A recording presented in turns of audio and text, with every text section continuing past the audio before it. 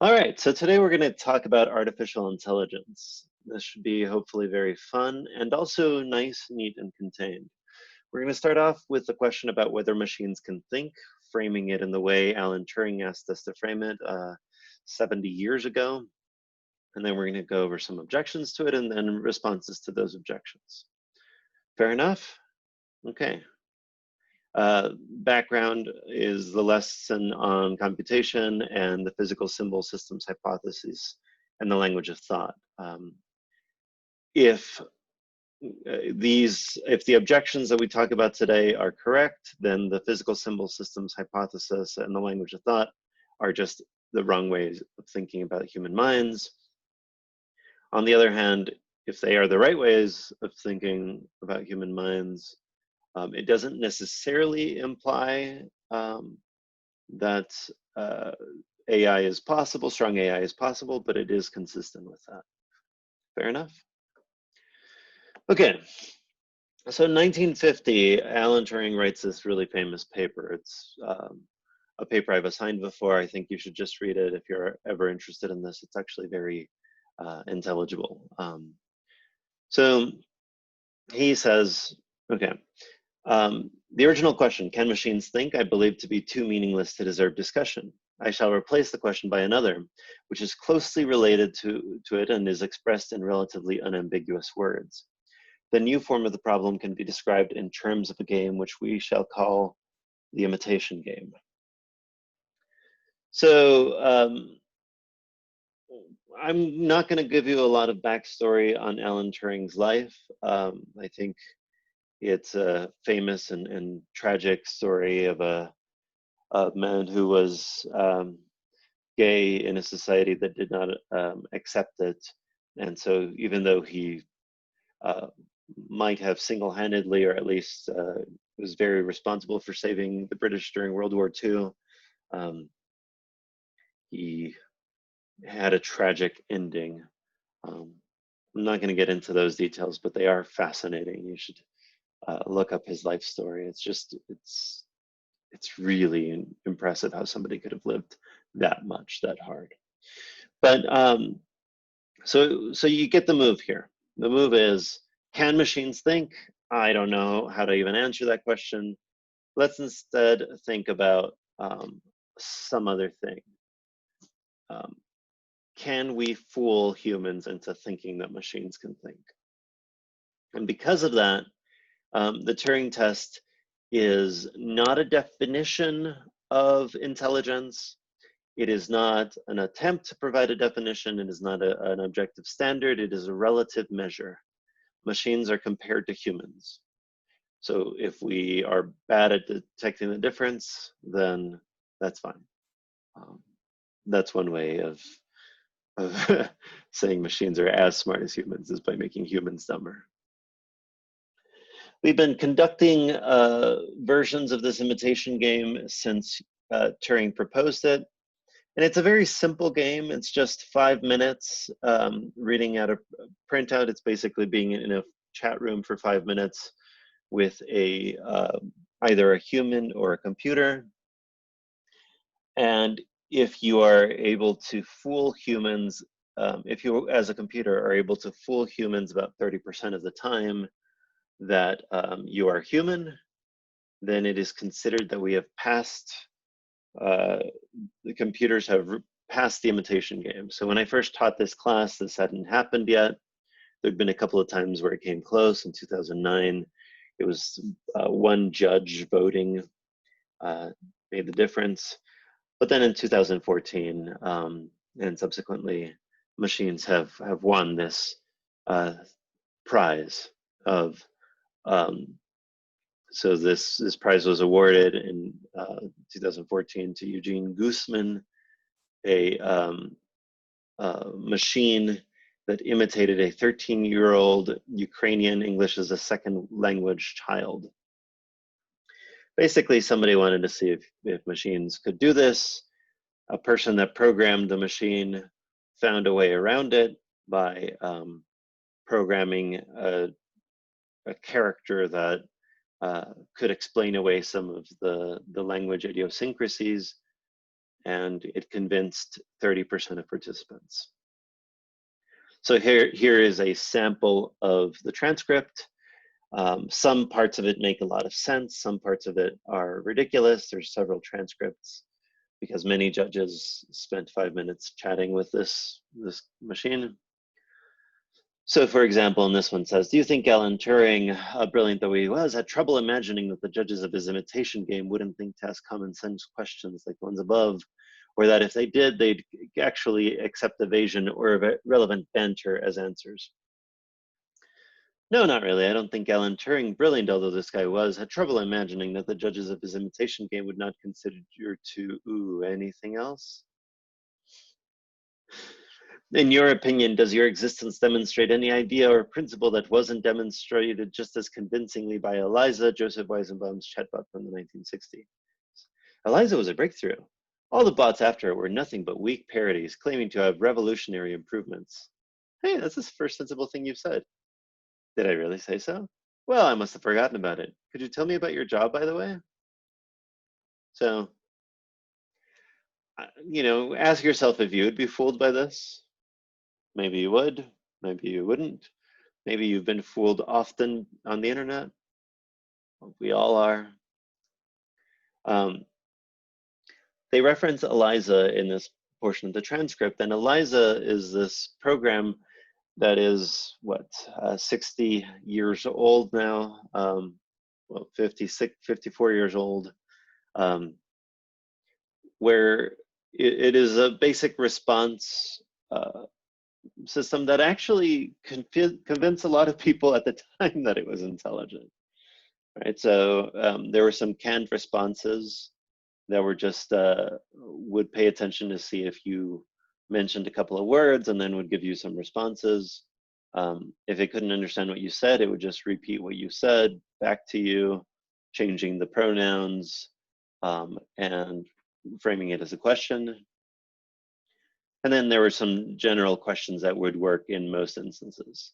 The idea being that people like to talk about themselves. ELIZA would ask questions, and so it would give people excuses to talk about themselves. People spent hours talking to this machine, hours. In fact, even when I was an undergraduate, I remember playing with Smarter Child, which is an AI bot. We always try to get it to say swear words. Anyway, so here's the form of the argument. This is philosophy class. It's about time we saw an argument. Premise 1, an entity is intelligent if it displays certain behavioral repertoires. And you could say whatever. Maybe it plays chess, maybe it can have a 5-minute conversation, whatever. Computers can be programmed to display those behavioral repertoires. Therefore, computers can be intelligent. Okay? In the next section, we're going to object to premise 1 and premise 2. They both have terms, technical terms. The hollow shell and the behavioral shortcoming objections are what these are called. And then we're going to talk about other objections. Okay? So let's get to the objections. Hopefully, I've presented that clearly that there's no diagnostic of whether computers are intelligent or not. We basically have to make a judgment call. So here's some distinctions first. I want to distinguish between strong artificial intelligence and weak artificial intelligence. Strong artificial intelligence just is intelligence in an artificial form. Weak artificial intelligence is non-sentient. This is going to be one of those things where there's no actual way of determining whether something counts as strong or weak. It will just be a philosophical commitment whether you accept that something that, whether you accept the argument that I just presented. Right, so if you see a machine behaving in ways that seem so like humans behave, human intelligence, and you're convinced, then you're convinced of strong artificial intelligence. There's another distinction between artificial general intelligence and narrow artificial intelligence. So what we're going to be talking about is AGI, artificial general intelligence. There's lots of artificial intelligence to be found, and we have that everywhere. Your computer's intelligent, your phone's intelligent, your calculator's intelligent. That's not what we mean. What we mean is intelligent in a way that's not constrained to a specific task that hasn't been programmed into it. Okay? So I said there are going to be two objections, and there are at least two. The first is the hollow shell objection, that just because something displays certain behaviors doesn't mean that it is intelligent. Maybe it just behaves as if it is. The second is the behavioral shortcoming objections, which is, I doubt that you can even program a computer to do that. And that one I think is actually fairly weak. I don't think the objections to it, I don't think a lot of people would hang their hat on these objections. But Turing considered a bunch of these in his own paper, right? This is his own responses to his anticipated objections. So he thought some people might say, well, machines will never learn, they'll never be creative, make mistakes, they'll never understand a good cheeseburger or poetry or learn how to love. And Turing says, yeah, well, we'll keep accomplishing more and more, and you'll keep like resorting to something new and special that humans can do that computers haven't yet done. And eventually that discussion is going to get boring. And I think in Turing's defense, that is exactly what happened, and will continue to happen. So saying that an objection is boring isn't necessarily a response, but moving the goalpost is a logical fallacy. So insofar as that is what is happening, then sure. Turing supposes Lady Lovelace, Ada Lovelace, one of the first programmers, in fact, created the first computer program. She said, machines will do what they're told, and therefore they can't create anything that's surprising. That's kind of a tongue-in-cheek response to this. Well, maybe humans do that as well. But the other is, surprising is also a relative metric. I could be surprised by all sorts of things. Computers, if you say that they'll never be surprising, well, that's a philosophical commitment, and you don't have to be committed to that. Another objection is biology and chemistry are analog, not digital. Computers are digital. Well, sort of. It's not really quite true, and the reverse isn't quite true. Analog and digital systems can imitate each other. That's a much longer discussion, but I'd be glad to have that. We don't operate by hard rules. A computer program does. Well, Turing says, how do you know? All right, so behavioral shortcoming objections. I think the people that are skeptical of artificial general intelligence will agree to these. They'll think that they're pretty strong, but they won't think that they're the strongest objections. And the people that disagree just won't agree to them. Then there's the hollow shell objections, which I think more people that are against artificial general intelligence accept or think that are very strong. So first you might have a theological objection that machines don't have souls. Well, they could. I mean, God could change his mind, right? Whatever. The next is head in the sand. If computers had artificial intelligence, then if they were genuinely intelligent, they would lead to a dystopia. Well, we've lived in many a dystopia. We keep adding new layers to our dystopia. That's not really a good argument. It's kind of like a don't do this argument. There's a mathematical argument, which we'll get back to in the frame problem at the end. That's that Gödel incompleteness, which some of you know, and those of you that don't know, take a logic class or a math class. Gödel incompleteness shows that there are some problems that cannot be solved within systems, and computers will face this. We'll get to that with the frame problem and the halting problem. These are the computer version of Gödel's incompleteness.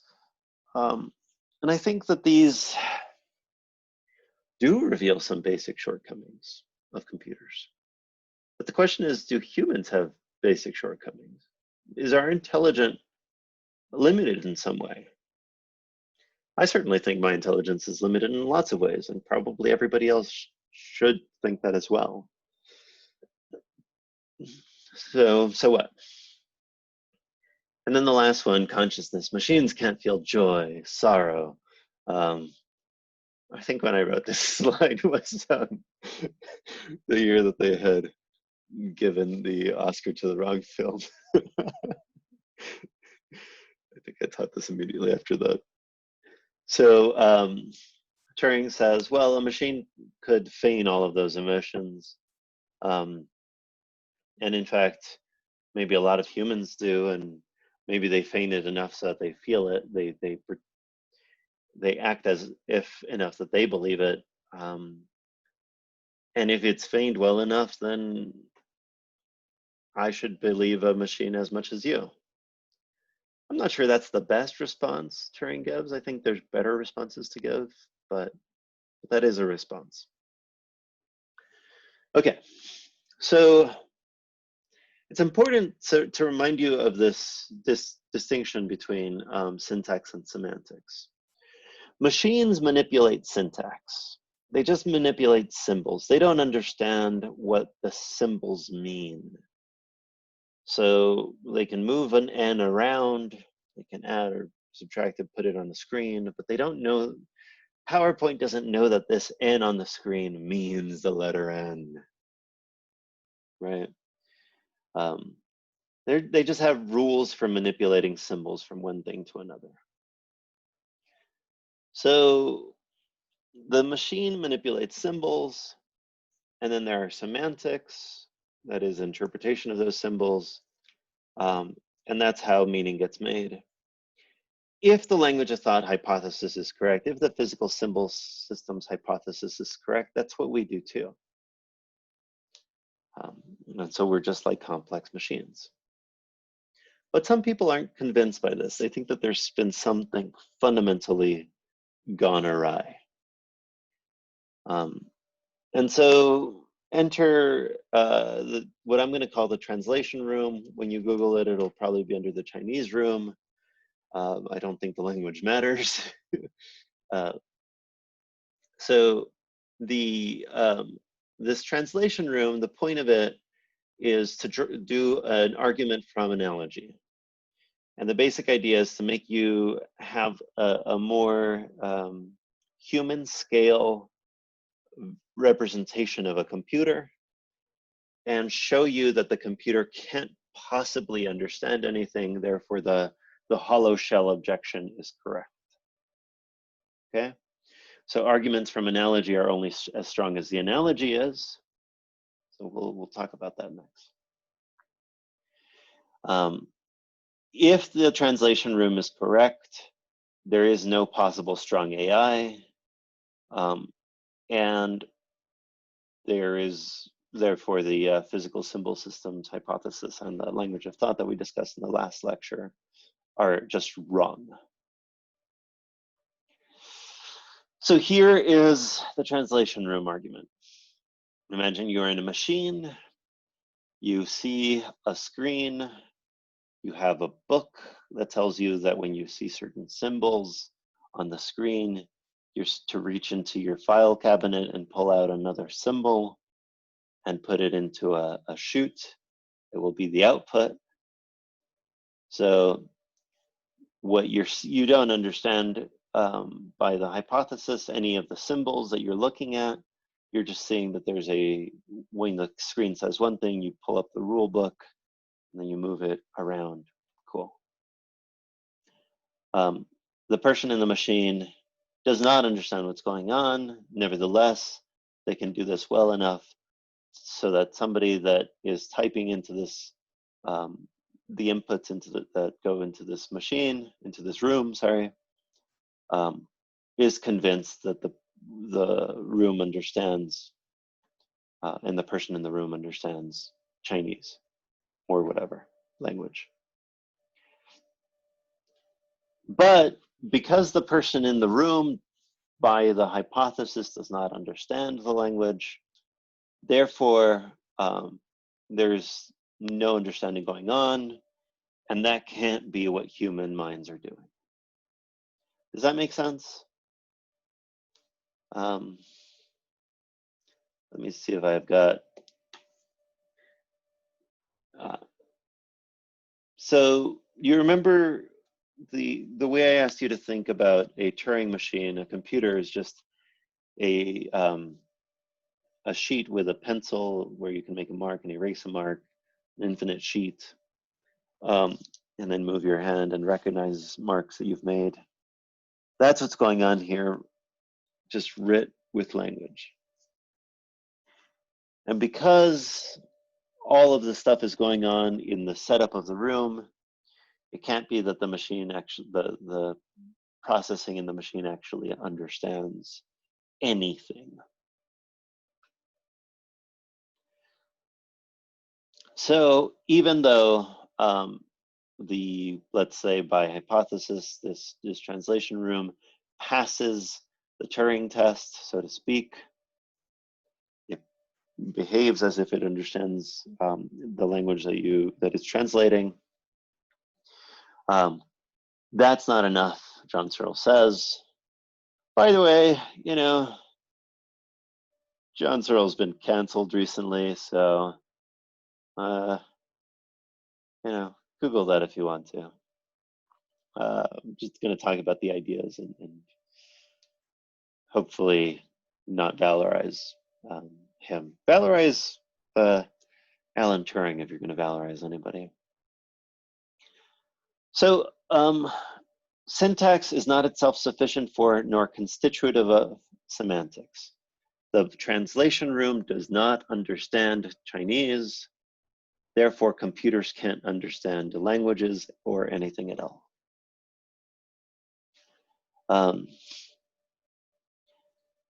There's other problems with understanding. One is something called the frame problem, which is essentially this basic objection to formalizing understanding. So a computer is a formal system. A machine is a formal system. That is, it is a syntactical system. It's about structure. It's not about meaning of terms. But how can you represent what your actions do without explicitly representing everything you don't do? Let me say that again. I make my machine perform an action X, like close the door or something. But closing the door might have some consequences. Maybe the fact that I didn't open the window with that time leads to a bird hitting the window. And how am I to understand all of the things that I didn't do because I did that? It seems like in order to represent anything, you have to represent an infinite number of things. Obviously, computers don't. Obviously, we don't. Therefore, there must be something wrong with a purely formal way of representing things. That's the problem. Okay. So, big problems here for strong artificial general intelligence. How can symbolic manipulation ever yield understanding? In the next video, we'll cover the responses to that.